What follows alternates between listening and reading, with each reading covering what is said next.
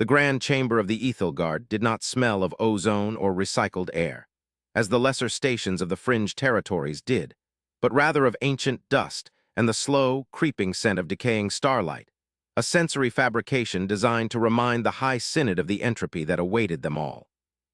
Here, beneath the vaulted crystalline dome that looked out not upon the stars, but upon the swirling, chaotic madness of the galactic core, the mood was not one of governance, but of a funeral in slow motion. High Counselor V. Reichthal moved his manipulator limbs with a lethargy born of 3 centuries of failures, his faceted eyes reflecting the holographic disaster spinning in the center of the room.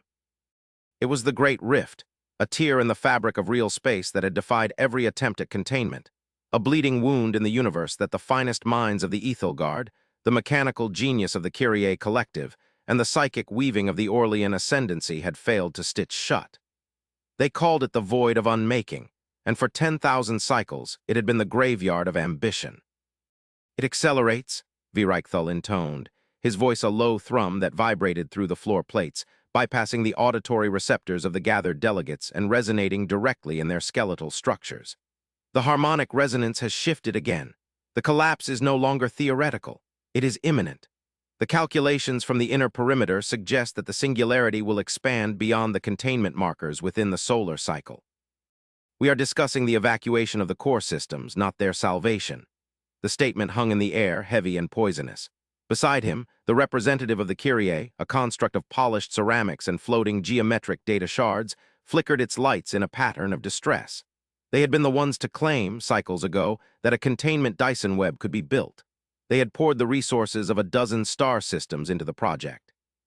The wreckage of that attempt now orbited the rift, a debris field of twisted metal and shattered dreams, silent monuments to the arrogance of thinking one could cage a black hole that hungered for gods. "There is another option," the Orlean diplomat whispered, her voice like wind through dry leaves. She stood apart from the others, her robes shimmering with a bioluminescence that usually signaled calm but now pulsed with erratic anxiety. "The proposal from the Outer Rim, the species from the Sol system. They petitioned the Council 3 cycles ago for the rights to attempt a stabilization structure. We denied them. We mocked them. But their fleets have been observed moving near the event horizon." A ripple of derision moved through the chamber. It was a sound like grinding stones. The humans, the newcomers, short-lived, chemically volatile, obsessed with kinetic force and crude combustion. To suggest that they could succeed where the elder races had failed was not just an insult. It was an absurdity. The Ethelgard had manipulated gravity before humanity had discovered fire. The Kyrie had mapped the quantum foam before humans had invented the wheel. V. Reichthal shifted his bulk, the chitin of his carapace scraping against the throne of governance. "The humans," he spat, the word tasting of irrelevance. "They are scavengers. They build with steel and fire, welding plates together in the vacuum, breathing oxygen from tanks. They do not understand the subtle arts of subspace harmonics. If they are near the rift, it is because they wish to die spectacularly. Let them. It will serve as a final lesson to the younger races. Do not touch what breaks the masters." He waved a limb toward the hologram. "Focus on the evacuation vectors. If the core systems fall, the Empire falls. We must salvage the archives. The history of the Ethelgard must preserve, even if its people do not." But the Orlean did not retreat into silence. She stepped forward, her bioluminescence flaring white. "My sensors do not show a suicide run, High Counselor. They show construction, silent, dark, without subspace chatter. They are not using the standard hyperlanes to transport materials. They are dragging massive asteroids from the Kuiper belt of a dead system, towing them into the accretion disk. They are not building a cage. They are building something else, something dense. The energy readings are negligible. It is as if they are building a tomb." The Kyrie construct word projecting a new stream of data into the air. It was a grainy, long-range scan taken from a probe that had long since burned out. It showed shadows against the burning light of the rift, massive, blocky shapes, ugly, utilitarian, devoid of the elegance of Ethelgard architecture. They were not weaving energy fields, they were welding matter, a lot of matter. "It is a wall," the Kyrie synthesized, its tone flat. "A physical barrier against a gravitational singularity. It is madness, it is. The logic of a child trying to hold back the tide with a pile of sand. They will be spaghettified before the first foundation is laid. Ignore them. They are dead already." The council returned to its grim work, the evacuation maps unfurling like scrolls of doom across the chamber. The conversation shifted to logistics, How many billions could be saved? Which bloodlines were essential? Which worlds would be left to the consuming dark? The arrogance of the elders was a shield, protecting them from the realization that they had run out of ideas. They found comfort in the inevitability of the collapse because it validated their failure. If the rift was unstoppable, then their inability to stop it was not a flaw, but a law of nature. Then the silence broke, not in the chamber but in the data. The hologram of the rift, which had been pulsating with the chaotic red of instability for generations, flickered. The jagged spikes of radiation telemetry that defined the event horizon suddenly flattened. The roar of the gravitational shear, translated into audio for the benefit of the sensor technicians, cut out. It didn't fade, it vanished. Instantly, the room plunged into a metaphorical silence that was far more terrifying than the noise. Reichthal froze. The Kyrie construct froze. Every eye, organic and digital, locked onto the center of the room. The simulation was no longer showing a widening tier. It was showing a flat line, a perfect, deadly calm. Sensor malfunction, Reichthal barked, though his hearts were hammering against his ribs. Recalibrate the long-range arrays. The radiation from the rift has blinded the probes. It is the final collapse. The explosion is coming. He braced himself. They all did. They expected the shockwave to hit the sensors first, then the subspace rupture that would tear the station apart. They waited for the end of the world. They waited for the fire. Seconds stretched into minutes. The minutes felt like hours. There was no shockwave. There was no subspace scream. There was only the data, persistent and impossible.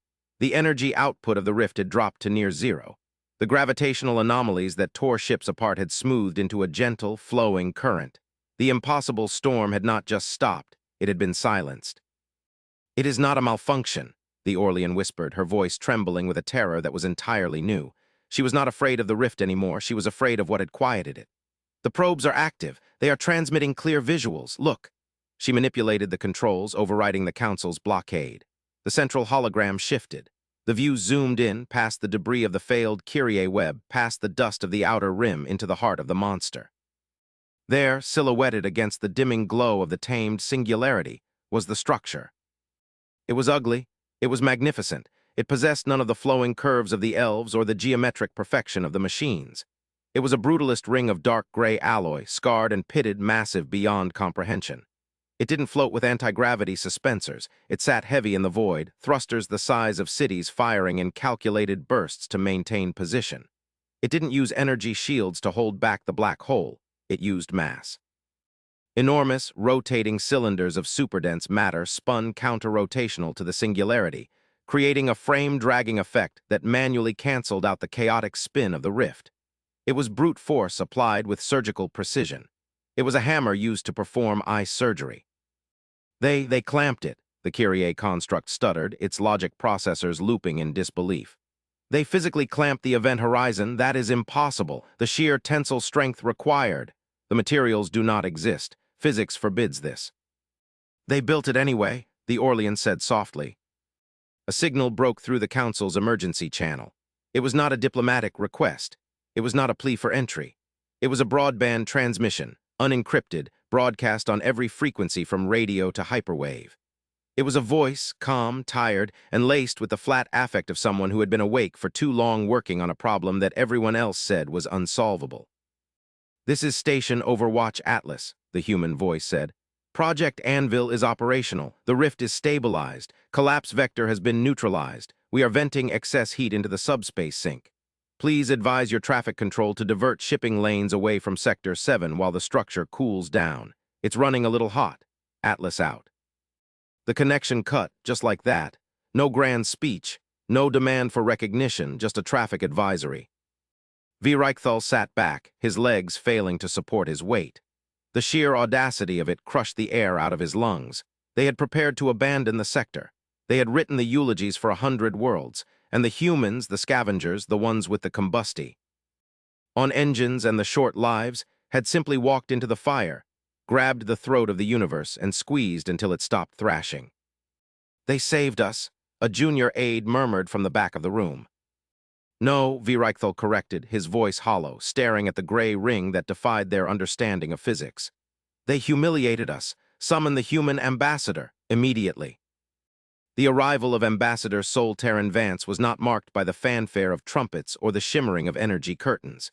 He arrived via a standard docking shuttle, walking through the grand archway of the Synod with a gait that was neither arrogant nor subservient. He wore a simple gray suit, not a uniform but the attire of a civil servant. He carried a tablet under one arm. He looked tired. There were dark circles under his eyes, and his skin had the pallor of someone who had spent months in deep void construction habitats. He stopped in the center of the chamber, looking up at the high seats of the elder races. He did not bow. He nodded, a curt, professional gesture. "High Counselors," Vance said. His voice was not amplified by cybernetics, yet it carried clearly in the acoustic perfection of the hall. "We received your summons. I assume this is regarding the unauthorized construction in Sector 7. We apologize for the lack of permits. The situation was fluid. We didn't have time to file the paperwork in triplicate." The Kyrie representative surged forward, its lights flashing red. "Paperwork? You tampered with a galactic singularity. You risked the annihilation of the entire quadrant. You used primitive kinetic anchoring on a phenomenon that defies Newtonian physics. How? How did you sustain the stress loads? Our models predicted structural failure within microseconds." Vance looked at the machine, then tapped his tablet. He projected a schematic into the air. It was a mess of lines, struts, and equations that looked like scratches on a prison wall compared to the elegant math of the Kyrie. "Your models were based on the assumption that the material had to remain rigid," Vance explained, sounding like a professor correcting a student. "You tried to build a wall that wouldn't break. We knew everything breaks, so we built a structure that breaks constantly." The council fell silent. "Explain," V. Reichthal commanded. "The Atlas ring isn't a solid piece," Vance said, expanding the hologram. "It's composed of billions of independent segments held together by magnetic tension and variable geometry couplings. When the gravitational shear hits, the ring shatters. Literally. It breaks into a billion pieces to absorb the energy, dissipating the shockwave through kinetic movement. Then, the magnets pull it back together before the next wave hits. It breaks and reforms 40 times a second. It's not resisting the rift, it's riding it. We didn't try to stop the force, we just outlasted it." The Orlean gasped. "You built a machine that exists in a perpetual state of destruction and rebirth. That is horrifying and brilliant.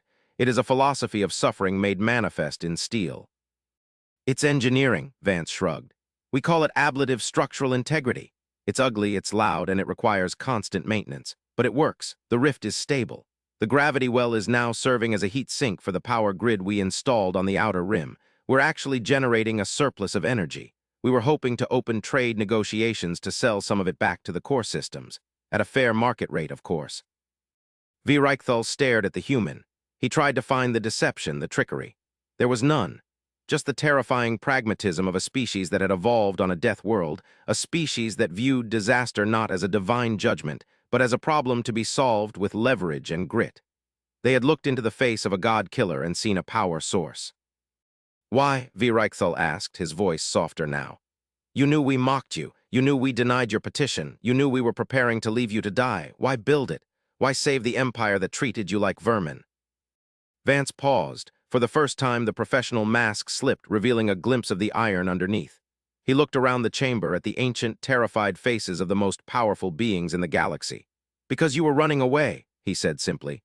"And someone had to stay. We don't like leaving things unfinished. And besides," he keyed a final command into the console. The hologram changed. It was no longer showing the Atlas ring or the rift. It was showing the data stream coming from the rift. The silence of the collapse had allowed the sensors to hear something that the roar of the singularity had been masking for 10,000 years. "We didn't just build it to stop the collapse," Vance said, his voice dropping an octave, becoming deadly serious. "We built it to clear the interference. When the noise stopped, we heard the signal." The room grew cold. The data stream on the screen was structured, complex, artificial. "The rift wasn't a natural phenomenon," Vance continued, the revelation hitting the room like a physical blow. "It was a breach charge. Someone on the other side was trying to blast their way in. The instability wasn't accidental, it was a drilling operation. By stabilizing the rift, we didn't just stop a black hole, we reinforced the door." V. Reichthal felt the blood drain from his face. "A door to where?" "To somewhere else," Vance said. "Somewhere hungry, the signal we're picking up now that the static is gone. It's a targeting lock. They were waiting for the rift to widen enough to send a fleet through. We slammed it shut in their faces." The human ambassador deactivated his tablet and tucked it back under his arm. The atmosphere in the room had shifted from political embarrassment to primal fear. The Ethelgard, the Kyrie, the Orleans, they had spent centuries debating the weather, never realizing the storm was an invasion. "The Atlas ring is holding," Vance said, his tone final. "But the knocking on the other side is getting louder. We didn't come here to gloat about building the unbuildable. We came here to tell you that the war you didn't know you were fighting has just begun. We have the shield. We need you to provide the sword. If you're done packing your bags, we have work to do." V. Reichthal looked at the human. He saw the scars on Vance's hands, the exhaustion in his posture, and the terrifying, indomitable resolve in his eyes. He realized then that the galaxy had changed. The era of the ancient, slow councils was over. The era of the builders, the fighters, the ones who broke and reformed 40 times a second, had begun. The High Counselor slowly rose from his throne. He did not look at his evacuation plans. He looked at the human. He extended a manipulator limb, not in a gesture of command, but in a gesture of alliance. "The Ethelgard fleets are at your disposal, Ambassador," V. Reichthal said, the weight of history shifting in the room. "Tell us what you need." Vance smiled, a small, dry expression. "Concrete," he said, "and a lot of ammunition. It's going to be a long night." The silence of the rift was gone, replaced by the hum of a galaxy mobilizing for war, led by the children of Saul who had proven that when the universe says, "No," humanity simply builds a machine to change the answer.